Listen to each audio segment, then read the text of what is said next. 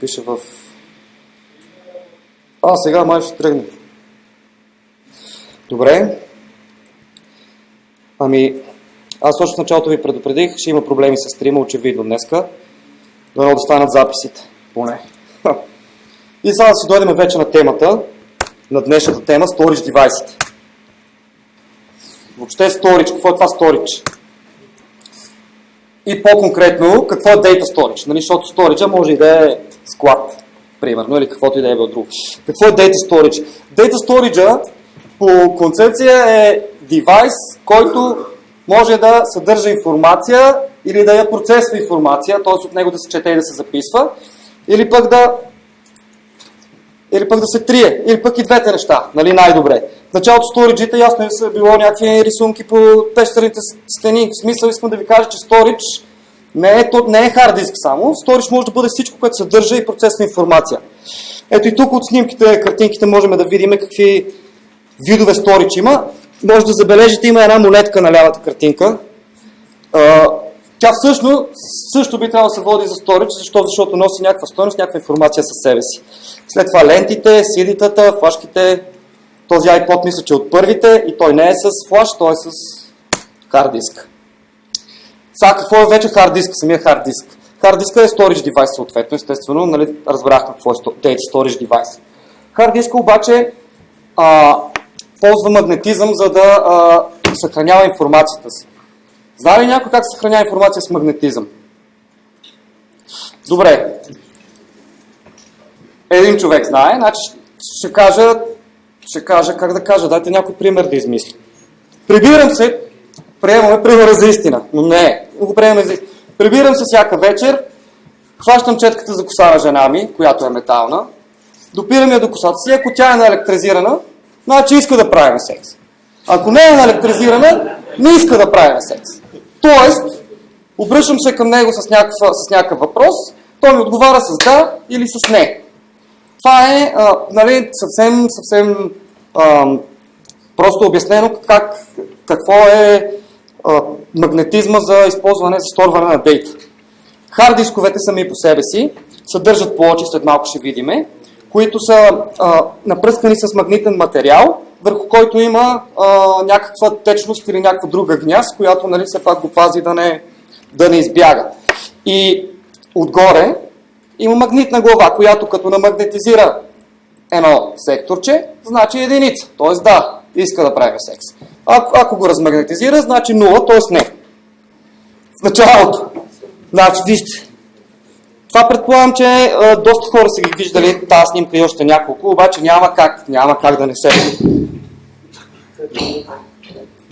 не се покажат.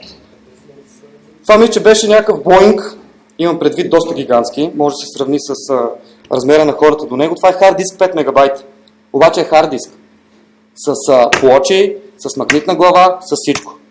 Това също е хард диск. 250 мегабайта вече, да, няма проблем. В смисъл, стават все по-големи и по-големи, но очевидно този бял костюм, нали, 2,5 гигабайта 80-та година. Няма тук друг предмет, който да ни даде база за сравнение, но това е малко по-голямо от двигател на кола. Все пак 2,5 гигабайта. Ето тук е тази снимка, намерих и много ме изкефи, защото вижте сега отпред какво става. 85-та година, 40 мегабайтовия хард диск струва $40 000. Отзад 2006 година, 6 гигабайтовия, $400. Нали, готино е. Това е вече всъщност хард-дисковете, които ние сега ще разгледаме, хард-дисковете, които ние въобще ползваме, 100% съм сигурен, че никой от вас няма по-стар. Имам предвид от миналите снимки. А ако има, ще е много яко за ретро-музея. Отвътре. Какво представлява хард-диск отвътре? Ще ви кажа, значи, ако можем, ако сте изморени, по някое време ще направим една почивка. В тази почивка аз съм взел, т.е. моите колеги са взели няколко, т.е. всички видове хард дискове, освен ID, защото не можахме да намерим. Взели сме един счупен, който е изгорял в сървър. Директно ще ви го отворят пред вас да видите как може вътре в сървъра да изгори този хард диск. Само ще ви кажа, че като го взимах от сървъра и той продължаваше да се върти в ръката ми, така трепереше, да. Вече изваден, продължаваше да работи. Нали, голям тъшак, ама факт. Така че ще може да ги разгледате, ще има и здрав такъв, имам предвид, нали, не точно здрав, но не е такъв, не е който е ставил на сол, който да разгледате, ще отворят и SSD, и кабели, и всичко, така че, нали, освен на снимки, ще ги видите на живо, даже може да ги пуснем всеки, който иска да си ги разглежда. Самия хард диск вътре какво е? Това, което виждате на картинката, това е хард диск. Имаме плочите. Тези магнитни плочи, които ви казах, с магнитен материал, т.е. облицовани с магнитен материал и отгоре някаква гняз върху него, която да го пази. Имате глава. Главата тук е описана като ARM пивот. Това е, по принцип се нарича read-write head. Това е глава за четене и запис. Самата глава е най отгоре, това мъничкото, в дясно, където е изкарана линията с head. Останалата част до механизма, който я върти, се нарича рамо на главата. Механизма, който я върти, е механизъм, който я върти. Отзад е електромагнит. На първия и на втория хард диск, който ви показах от праисторията, не са били електромагнити, били са си обикновени електродвигатели. Очевидно обаче нито скоростта на въртене, нито на запалване, нито на гасене, нито точността е била достатъчно прецизна. Затова е заменен с електромагнит. По-старите хард дискове, не съм 100% сигурен за новите, вероятно и те са така, но по-старите със сигурност имат и едно лок пинче отзад, което можеш да го заключиш и този хард диск да не врътне, да не тръгне. По принцип, на тази снимка няма, за жалост, мислех, че съм намерил подходяща, но явно няма. Отдясно, където виждате едно кафевичко като малка интегрална платчица. По принцип, повечето хард дискове там имат паркинг за главата. То е едно такова така стърчащо, което като си паркирате главата на хард диска, тя застава там. Защо? Защото, нали така както виждаме, ако вземем един хард диск, започнем да го дъндънкаме, вътре и плочите ще се дъндънкат и глави ще се дъндънкат и съответно е много ясно, че ще станат бед сектори, примерно. Затова има и място за паркиране на главите. Вътре не е, ако някой ще си мисли, че е вакуум, вътре не е вакуум. Вътре си е, въпреки че Western Digital тази година се опитват да изкарат, нали, може да са го изкарали вече, не съм сигурен, хард диск, който е във вакуум, той ще постигне много по-голям трансфер рейт и много по-дълъг живот. Това, което съм видял е на хартия до сега, в смисъл, ако наистина го изкарат, ще е много яко, защото въпреки че то вече почти само SSD-та има, да? Но въпреки това ще е много яко. И съответно, след като не е вакуум, трябва да има някакъв air filter. То е там горе в ляво. Една малка мембранка, която въобще не е чак толкова хубав филтър, който пази от прах. Прахта е най-големия проблем на хард диск. Освен тъгдън, нали? Следващия по големина проблем е прахта, защото попаднали между главата и плочета, ясно, край. Дори да няма рани, пак данните, които ще се опитате да прочетете, може да са верни, може и да са грешни. В повечето случаи ще са грешни. Така, на тази снимка не се вижда добре, но по принцип плочата не е една, плочите са няколко. И главата също не е една. Главата има по една глава за всяка плоча, за всяка страна. Тоест, ако имате една плоча, имате една глава отгоре, една глава отдолу. На долната плоча по същия начин, една глава отгоре, една глава отдолу и така на всички плочи. Нали, уместно е, за да се използва цялото пространство на плочите за данни. Не само горната част, примерно, или само долната част. Ето тук вече това си е рисувано, няма нищо общо с снимките. Тук се плочите как са няколко. Мисля, че в повечето случаи са 4, но доколкото знаме има и с 6 плочи хард дискове, има и с 2. С една не съм виждал. И тук вече започваме да гледаме какво има на самата плоча. На самата плоча най-малкото разделено място се нарича сектор. Това е най-малкото физическо място, на което може да се запише данни. Тоест не най-малкото грешка. Това е физическото място, на което записвате и четете данни. При повечето хард дискове, сектора, нали, горе в ляво, виждате как то е просто една малка част от една писта, от един трак. Това е една малка част. При повечето хард дискове с 512 байта големината на този сектор. При модерните е 4К. И въпреки това не всички модерни са 4К, защото малко по-нататък ще разберете защо. CD-тата и DVD-тата са пак такива същите плочи, просто са с много повече слоеве на защита и с доста по-различен алгоритъм на защита, така че да може да си ги размятаме без никакви проблеми и после пак да можем да ги прочетеме. Да. Повече от същия материал ли са? Не са от същия материал.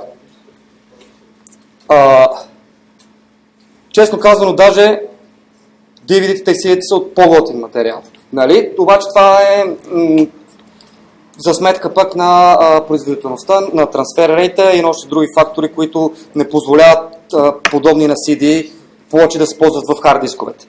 Както и да е. Техния сектор сайз е 2К, 2048 байта. Не е нито 512, нито 4К. 2К е.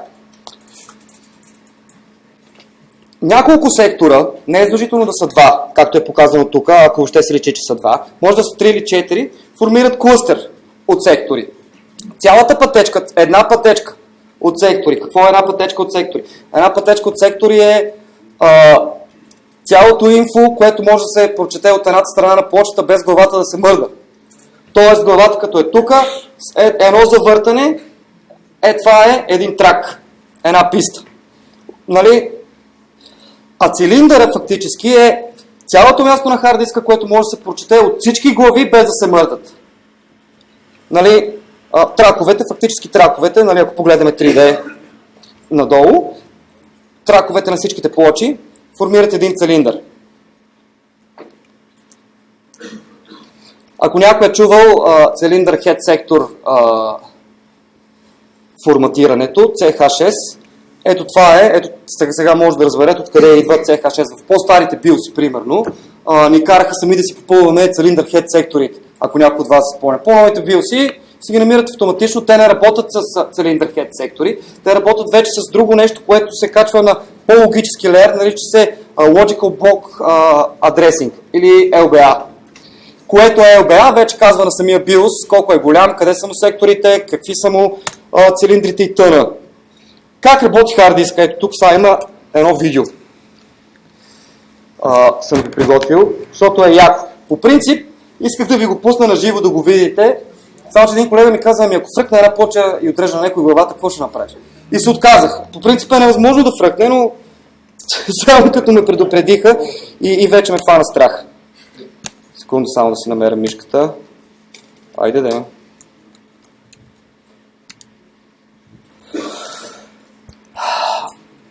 Значи, вчера, докато правих слайдовете, разбрах защо Мариан ползва V за презентации и от следващия път и аз ще го ползвам, просто не мога да се оправям с никакви графични инструменти. Ето, примерно, сами няма мишката. Извинявам се за забавянето. Това ще го накараме да тръгне, каквото и да става. Това е отворен хард диск по време на работа. Готино е видеото. Пускам ви го, за да видите всъщност какво се случва, след което ще се опитам и да ви обясна, но то е почти достатъчно ясно. Нали, съответно, ако тръгне.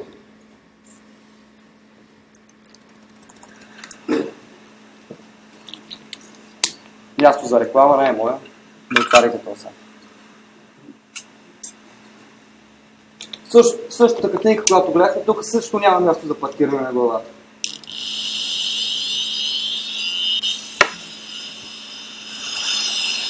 Това ще ви дадем изключва.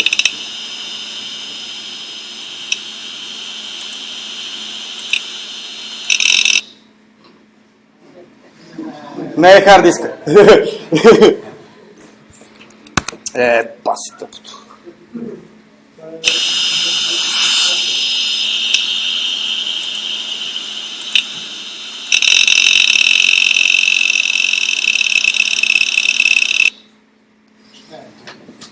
Добре, няма да се търсаме спокойно. Ето така ще гледа.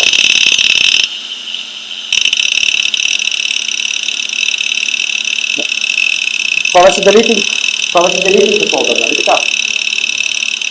Значи видите къде е била информацията в тази папка. Чак само на крайните сектори е била. Тоест тя е, или поне повечето производители се опитали да направят така, че да се записва информацията последователно, да може да се чете и да се крие. И предвид бързо. копиране. Тук е видео от един трак на друг трак.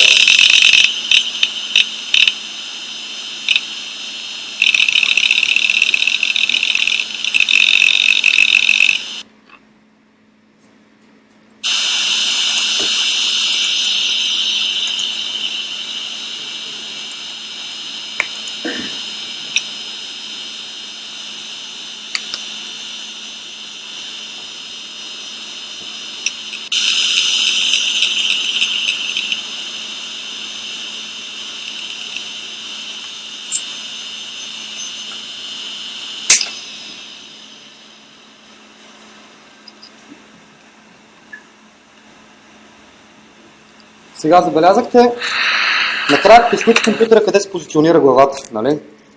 Всички го забелязахме. Ами, сега след малко ще разберете и защо. Тоест, още сега мога да ви кажа защо е готино да си правите boot partition в началото на хард диска. Началото на хард диска винаги е отвътре навънка, не е началото отвънка навътре.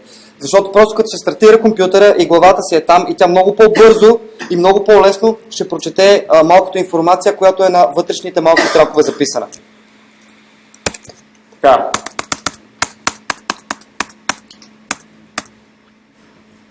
И сега вече започваме с типовете хард дискове. Тези, които съм...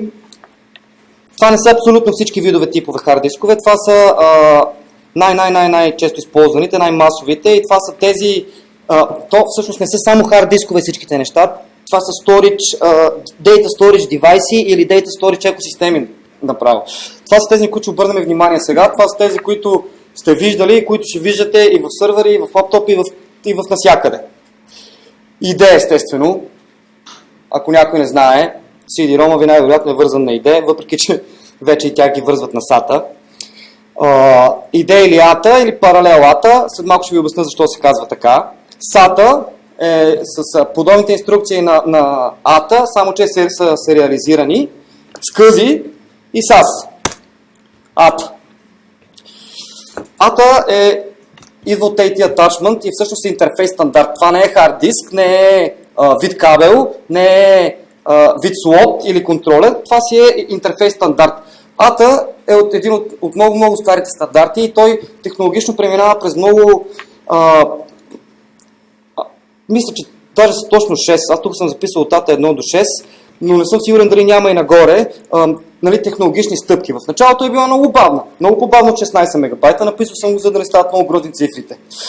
Чак към края вече с релизването на UltraDMA трансфер модовете, с релизването на повечето пинови кабели, които да заземяват, за да могат да дигнат трансфер рейта, най-бързия ATA хард диск може да ви стигне до 133 мегабайта в секунда. Не повече. След ATA 4 се реализират тези UltraDMA трансфер модове и те, даже може би някой от вас си спомня UDMA наклонена 33 или UDMA наклонена 66. Това са всъщност ATA 4 хард дискове с UltraDMA трансфер модове. При паралелатата или ID или ATA, семено как го наричате, най-правилно би трябвало да е PATA, но вече всички знаят, че е едно и също. Може да има два контролера на дъното. Или два контролера на... В смисъл, два контролера може да има, два хост контролера може да има паралелатата или ID-то. Не може да има 4, освен ако... Не се сещам как може да има 4. Винаги единият е primary, винаги другия е secondary. Това е заради паралелното изпращане на инструкции. След малко ще ви обясна. На самия... Чакайте да видим кабела. Така. На самия кабел, сам по себе си, от лявата страна може да видите, там влиза в дънната платка или в primary, или в secondary host контролера. На един ID кабел може да има максимум 2 девайса. Не може да има повече. Просто въобще няма как протоколните команди да ги обслужат и двата. По принцип, първия, който е по-близо до дъното, е винаги мастер или девайс 0. По принцип, по спецификация се казва девайс 0, обаче не знам защо е тръгнал да се казва мастер и слейв и то си е така. Втория, който е на края на кабела, ви е девайс 1 или slave. Значи, има няколко начина да се изразят кой е мастер и кой е slave. Най-лесният е cable select, т.е. закачате на първия слот мастера, закачате на втория слот slave. Харддисковете обаче имат джъмпърни конфигурации. После ще ги видите на живо, нямам такава снимка. Това са едни малки пинчета, които се включват или изключват, там където се включва кабела в самия хард диск, и те дават някаква конфигурация на хард диск.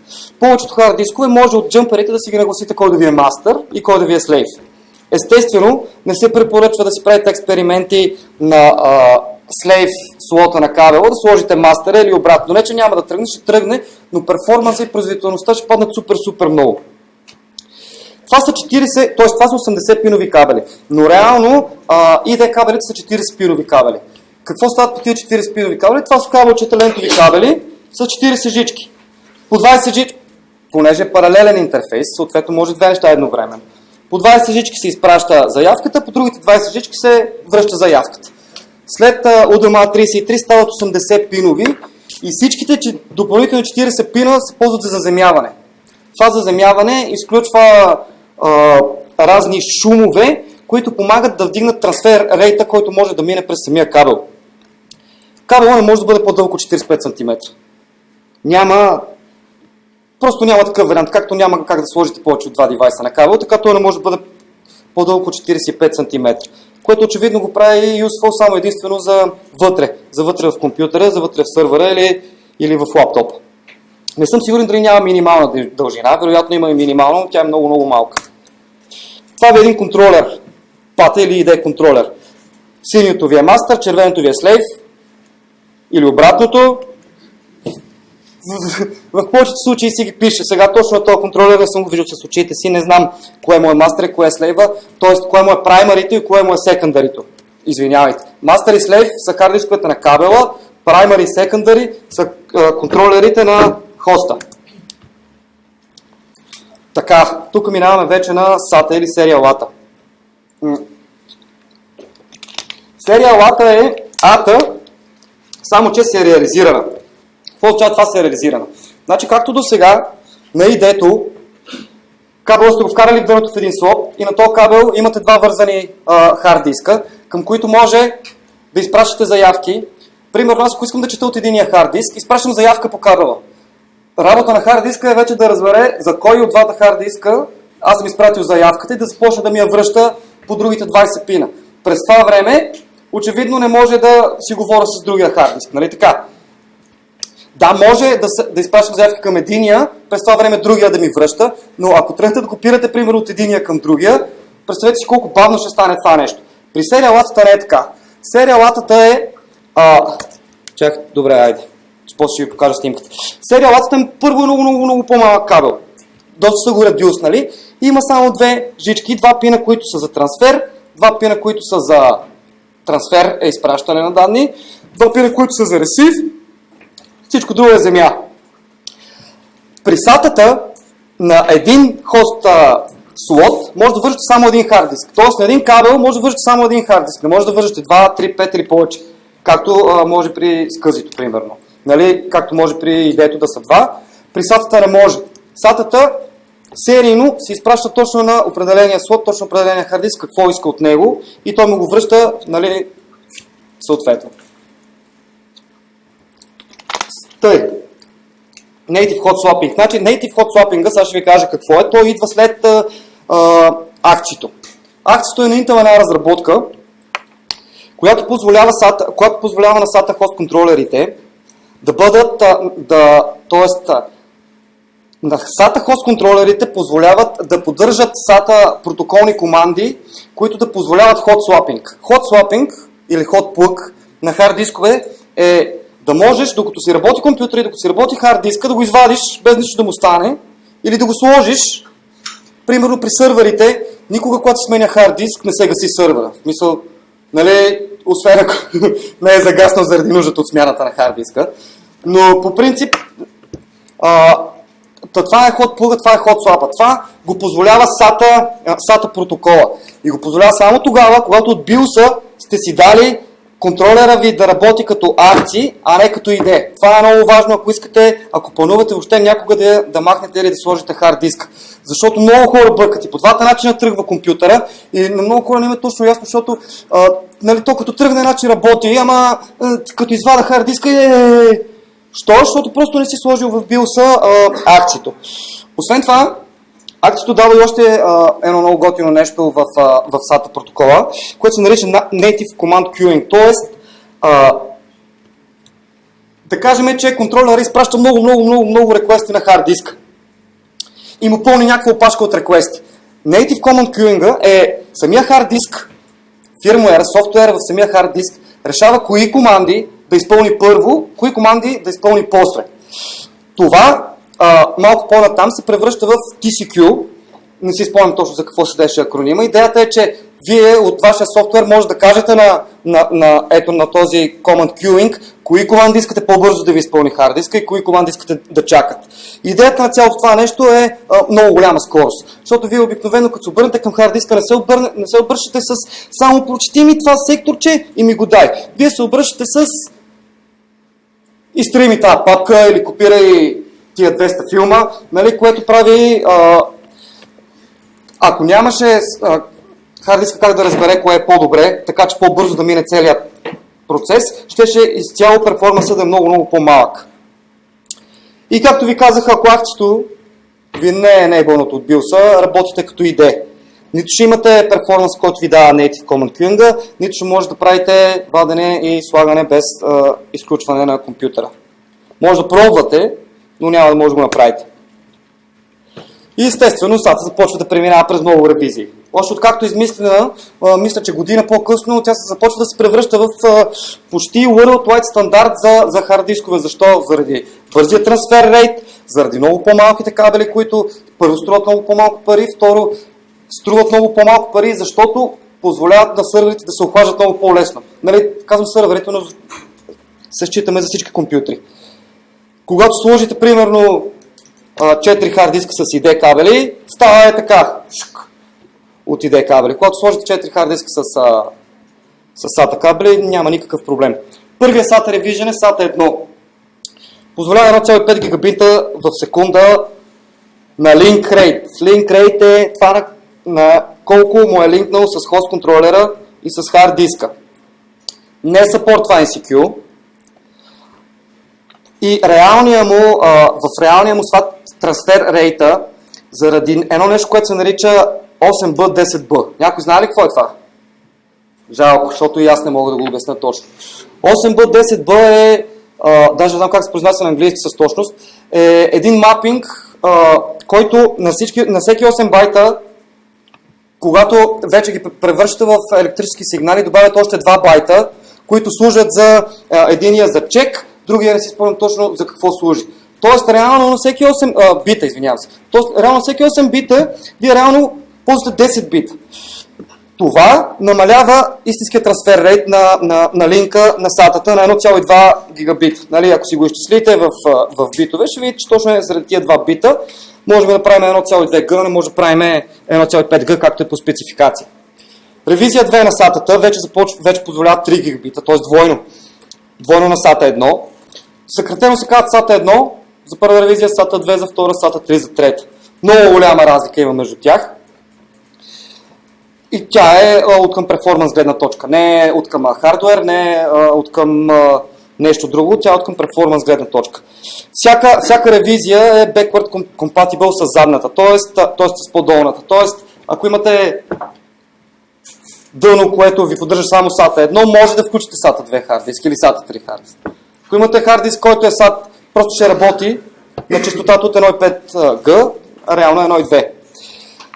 И обратното, ако имате дъно, което е, нали? Не, ако имате дъно, което е SATA 2, не може очевидно да сложите SATA 1 хард диск, той няма да тръгне. Но по-голямата ревизия хард дискове тръгват на всичките си по-малки ревизии хост контролери. Двойката прави 3 гигабита, нали, link speed, обаче точно заради 8B, 10B, това идва на 2,4 гигабита, значи вече 600 мегабита вече падат от реалния трансфер рейт. Backward compatible е. Третата ревизия е SATA 3, накратко, и то си е стандарт, нали, SATA 3, SATA 2, така да се нарича, е двойно пък на SATA 2. 6 гигабита, заради 8B, 10B губиме вече 1,2 гигабита. Двойно повече загуби на миналото. И реално имаме 600 мегабайта в секунда максимален трансфер рейт на данни. В SATA 3 вече имате този Host Managed Native Command Queuing, за който ви казах, за който вашия хост, вашия софтуер може да каже на хард диска ви. Нали, говорим за софтуер на много ниско ниво, не е за нещо друго. Той може да каже на хард диска ви, искам тези команди да ми ги процеснеш първо, тези команди да ми ги процеснеш второ. И съответно има и вариации. MSATA идва от MiniSATA. Това са за най-малките хард дискчета. Те са пак SATA портове, с пак SATA кабели, пак с 7 пинови, пак само 4 са за трансфери, ресив и тъна. Просто са много малки. Има и eSATA, което е external SATA. Това е да може да си връзвате външни хард дискове на SATA интерфейс. Директно на SATA интерфейс. Първо са окръстили eSATA. Ето го самия кабел. Нали, говорим за нормалния, не за eSATA или не за MiniSATA. Както ви казах, 1.4.7 са земя, 2.3 транспит, 5.6 ресив. Това са всичките пинове, по които ви текат данните. Максималната дължина на обикновения SATA кабел е 1 метър. Пак не става, нали, за външни сториджи, защото 1 метър, да, можеш да го изкараш извън компютъра, ама ако ти отворя на кутията и си го сложи долу на килима, примерно, или нещо такова. Няма как да е външен сторидж. SATA-та, с идеята да е external SATA, да е external hard диска, позволява 2 метра максимална дължина на кабела. Така изглежда един SATA интерфейсен контролер. На самия контролер, значи такива контролери най-вероятно вие няма да видите, или може да видите, ако си купите допълнително, за да си разширите сървъра от към SATA hard дискове. Примерно. Те са на дъното. Целият този контролер, всичките чипове, всичките кондензаторчета, те седат на дъното и само са извадени слотчетата. На контролера, на хост интерфейс, слотовете са мъжки, а на кабела са женски. Могат да влезат, якото при тях, че могат да влезат само по един начин, колкото и да ги напъваш. Въпреки, че съм виждал и на обратно дено, в смисъл, идеята е, че може само по един начин да влезат, именно заради ето тези извивки на края на 90 градуса на контролера, същите са и на кабела. Общото няма как да сбъркаш. Отиваме на следващия хард диск тип SCSI. SCSI идва от много компютър систем интерфейс. SCSI само по себе си е една голяма лудница. SCSI е много по-рано измислено от SATA. SCSI е измислено не съм сигурен, но мисля, че е измислено по-рано и от идето. SCSI е един от най-старите въобще сетове т.е. SCSI е една от най-старите екосистеми за Data Storage въобще. На SCSI не се връзват само хард дискове или не се връзват само лентови устройства, на SCSI може да се вържат всякакви дейта устройства, даже принтери или факсове. Имам предвид, въобще не са ограничени към хард дисковете, както примерно SATA-та може само Data Storage девайси да чете. Точно така, SCSI стандарта дефинира командите и протоколите и интерфейсите, които могат да работят, които могат да бъдат наречени SCSI, т.е. които да са стандартни и да са съвместими едно с друго. С SCSI защо? Тук съм го отбелязал. Лари Балчер, един програмист, пак, значи говорим края на 70-те, началото на 80-те, ако не е точно 80-та година, когато измисля, той е наречен за бащата на SCSI, когато го измисля SCSI, не иска да се казва SCSI, иска да се казва секси. Той така го е кръстил и казва, че се казва секси.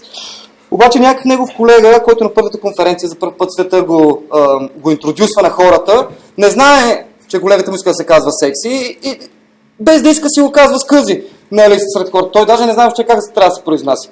И от тогава е залепено и е бетон да се казва SCSI. Не му е минал на Лари Балчер номера да се казва секси. И представете си Serial Attach секси или Parallel секси. Не звучи сега, въпреки че ако беше станало така, можеше да не звучи.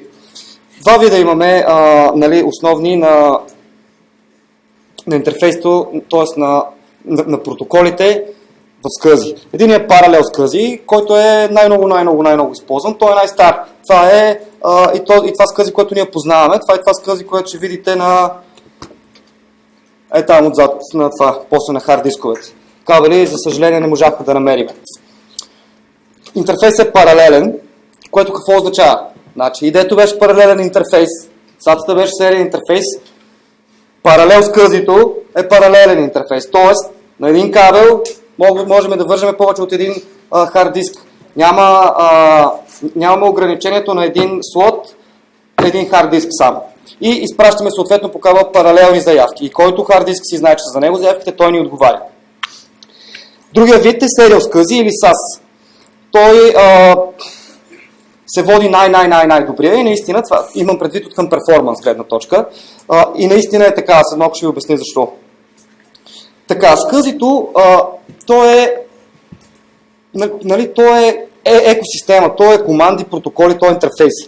Като това нещо е позволило да може да се гранулират нещата и някакси много да се изнесат и да започнат да се създават други технологии, които да използват SCSI команди и SCSI протоколи. Например, iSCSI-то. iSCSI-то изключва целия link layer, целия PHI layer, т.е.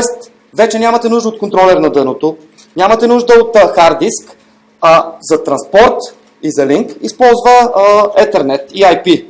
Т.е. не Ethernet, иска да кажа IP. Фактически какво става? Имате SCSI Data Storage някъде по мрежата или някъде в интернет, няма никакво значение, то върви върху TCP/IP. ATAPI, най-вероятно сте го чували, това е ATA Packet Interface, който е модификация на ATA, който също използва SCSI команди. Позволява се, защото също е паралелен интерфейс. USB Mass Storage, firewall-ите и почти всички най-такива големи Mass Storage също използват SCSI команди.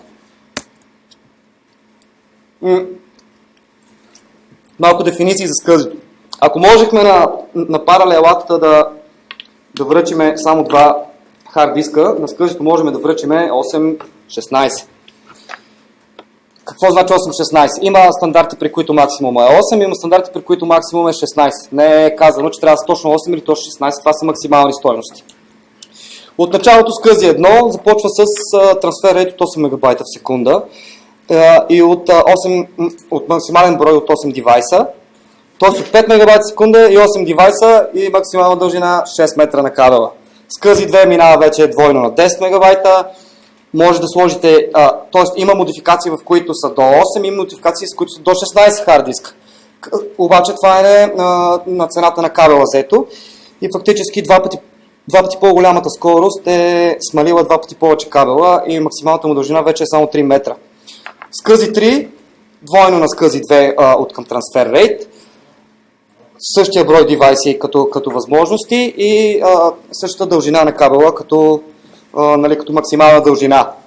След това вече започват тъй наречените Fast SCSI, Ultra SCSI, Ultra SCSI 2, Ultra SCSI 3, Ultra SCSI 320. Това всичкото са модификации на SCSI интерфейсите. Общо взето при Ultra SCSI 320 правите 320 МБ в секунда, обаче на 12 метров кабел може да ги сложите. Тоест вие може да си наредите 16 хард диска на 12 метров кабел, което вече си е доста нещо. Сега тук ще ви кажа малко самото SCSI, самото протоколче, как работи и как се разбира само със себе си и с хората и хората как се разбират с него въобще. Защото е малко, т.е. доста по-различно от паралелатата или от SATA-та. При SCSI-то имате едно нещо, което се нарича SCSI ID или WWN. WWN е World Wide Name на SCSI-то. Това SCSI ID е една субсистема. Тоест, един хост, един слот на контролера с един хост, вързан с един драйв, бил то виртуален или не виртуален, само ще разберете защо може да е виртуален, е WWN. Цялото това нещо, цялата тази системка, не е само контролера, не е само ID-то примерно на порта на дъното или на порта на контролера, да се нарича WWN. Цялата субсистема се нарича World Wide Name или SCSI ID. На хоста, на самото дъно или на контролера, значи това вече е софтуер, това не е хардуер. SCSI Initiator. SCSI Initiator е този, който иска да инициализира SCSI трансфер или по-точно SCSI Link. Той единствено само може да го инициализира към SCSI таргети. Тоест, реално, дъното контролера ви, като е SCSI Initiator, Хард дисковете ви, девайсите са ви скъзи таргетите. И той, нали, с тях се опитва да инициализира. Това не е закон обаче. Има някои дана и някои контролери, които могат да бъдат скъзи таргет и скъзи initiator. И в този случай вие може да си вържете примерно даже два компютъра и да си избирате кой да ви е скъзи таргет, кой да ви е скъзи initiator, ако контролерите ви го поддържат. Таргета, най-често това са хард дискове, в смисъл някакво се лъжиме. Това са скъзи хард дискове най-често таргетите. Или вече, ако е по мрежата, са разни логически малките дялове. Скъзи таргета не е един хард диск. Не е нещо физическо. Скъзи таргета е нещо логическо. Тоест, вие в един физически юнит, т.е. в един хард диск, той не може да бъде таргет, ако не се раздели на логически юнити. Може да си го направите целият един логически юнит, може да си го разделите на малки логически юнити и да станат много. Всеки от тези логически юнити се наричат лунове. По-точно викат им лунове, правилно се наричат лун номер или лун ID. С всеки един такъв логически юнит, съответно, работата е уникална. Тоест, ID-то му е уникално. Значи, това са едни много големи стрингове низове от стрингове. Ето ви кабела на скъзито. Значи тук имаме 1, 2, 3, 4, 5, 6, 7, 8. Този е с 8. Тук казахме, може да е, зависи какъв е скъзи интерфейса, коя версия е, може да бъде различно дълъг. Това е един типикал скъзи контролер с един слот. На него може да се вържат примерно 16 хард диска. Общо взето, това чипче, дето пише Adaptec на него, не знам дали го виждате. Това е всъщност цялата далавера. Другия големия чип му е фирмуера, софтуера, който управлява контролера. Ако може да си правите бекъпи на чипчетата, в повечето случаи при проблем с контролера ще може да си го решавате. SAS. Какво е SAS? SAS вече е Serial Attached SCSI. Значи SCSI, нали разбрахме, че SCSI-то има два вида. Паралел SCSI или само SCSI или SPI и Serial Attached SCSI, което е SAS. SAS след 2008 става много се набива в сървърната индустрия поради невероятно високия си трансфер рейт, първо, който може да позволи, сега ще обясня защо, и заради невероятно многото брой девайси, които могат да се вържат на един контролер. Не на един контролер, а на един слот на контролера. Самия SAS Serial Attached SCSI, нали, грешка, самия той се състои от много леери. Имате физически леер, електрически леер, PHI леер, не знам си какъв леер и транспорт леер. Обърнал съм внимание на транспорт леера, за да ви обясня защо е backward compatible с SATA двойката. Сега ще ви кажа. Транспорт леера просто на SAS поддържа целият брой команди, протоколни команди за работа с SCSI девайси. Транспорт леера на SAS поддържа целият набор от протоколни команди за работа с SATA девайсите, както и цял леер от протоколни команди за менажиране на SAS фабрики. Това са много SAS-ове вързани в една машина или в 10 машини. Тоест той си има и даже сам собствен протокол за менажиране на собствената си работа, нали, с който може да работите. Тъй като поддържа протоколните команди на SATA, нали, на сериалата фактически, това го прави backward compatible. И затова са направили и самите слотове да са backward compatible с SATA. Какво значи backward compatible? Значи, че един SATA hard disk може да го вържете в SAS слот. Той ще влезне и ще работи. Обаче обратното не може. Не можете в един SATA контролер да вържете SAS hard disk. Най-малко, сега ще ви покажа защо няма да влезе. 3 ревизии имаме, както при сериалатата. Само, че тук първата ревизия не започва от някакви си там 150 мегабайта, ами започва от 300 мегабайта в секунда. И това е взето в предвид, това да ви казах 8B, 10B, т.е. истински 300 мегабайта в секунда. Броя девайси може би си стори голямо, обаче арабията си е толкова. 16256 девайса. Защо? Защото реално SAS ползва експандери. Аз съжалявам, обаче не съм сложил снимка на SAS Expander. Това е все едно разширител за добавяне на още много, за включване на още много хард дискове. Всеки експандер може да имате 127 експандера към един контролер, а на всеки експандер може да имате по 128 хард драйва, което прави един контролер да може да поддържа 16256 девайса.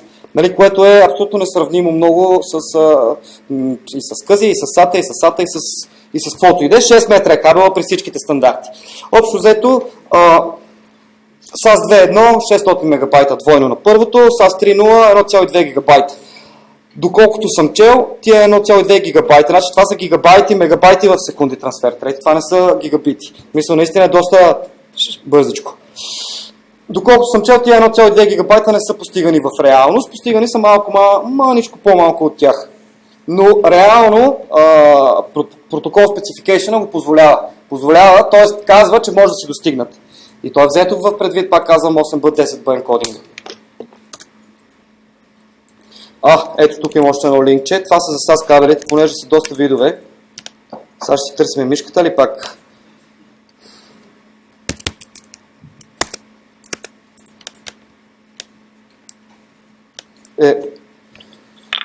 Кажете ми честно.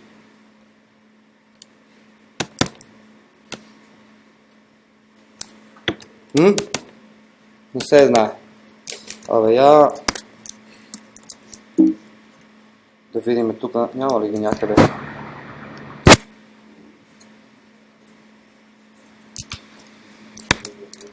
Така ще ви ги покажа. Съжалявам за което, обаче очевидно не се оправям добре с PowerPoint презентациите. Ето ги. Сега ще видите колко много видове кабели има, затова иска да ви го покажа, затова не мога да го сложа като снимка в това. Те просто могат да бъдат супер много, именно заради това, че един път е скъзи отдолу, един път е serial attach скъзи, което пък само по себе си му позволява да бъде и друг път е до 6 метра, което пък вече ти казва, че можеш направо в другия рак да си сложиш storage device едва ли не. Тоест не едва ли не, ами на практика можеш. From host to target, значи сега ще ви покажа тези, които са съвместими с SATA 2, че са по-готини. Ето ги, например. Ето ви го от страната на хоста, т.е. от страната на SAS контролера, на SAS слота на SAS контролера, а от другата страна, ето ви ги сатички. И няма проблем. Пускате си SATA hard диска и той си работи в SAS инфраструктурата ви. Има оптични, има много дълги, има много къси, има много жични. Безжични няма. Но все пак, нали, има доста. В една истинска сървърна инфраструктура може да ви се наложи т.е. не може да ви се наложи, може да ви се наложи нужда да имате да ползвате SAS-ове. Може да наследите някакви сървъри с SAS-ове, нали, от минали админи, или въобще много възможно да имате SAS-ове. В самите сървъри SAS-овете и техните кабели не изглеждат точно така, те не се разглобяват и сглобяват. Самите SAS портове седат на бекплейна на сървърите. Значи миналия път всички от вас мисля, че бяха и видяха сървърите. Нали, шкафчетата, където се вадат хард дисковете и където се слагат, те се включват, директно влизат в слотчетата, в SATA слотчетата си. Цялата тази платка, която седи отзад за шкафовете на хард дисковете, това се нарича бекплейн. Като вземете един такъв т.е. сървър с SAS-ове, няма да ги видите всичките тия кабели, няма да се чудите. Те ще са минали съвсем културно отстрани и ще се включени в бекплейна, а самия бекплейн вече ще ви е изкаран с или без SATA compatible слотчета. Така.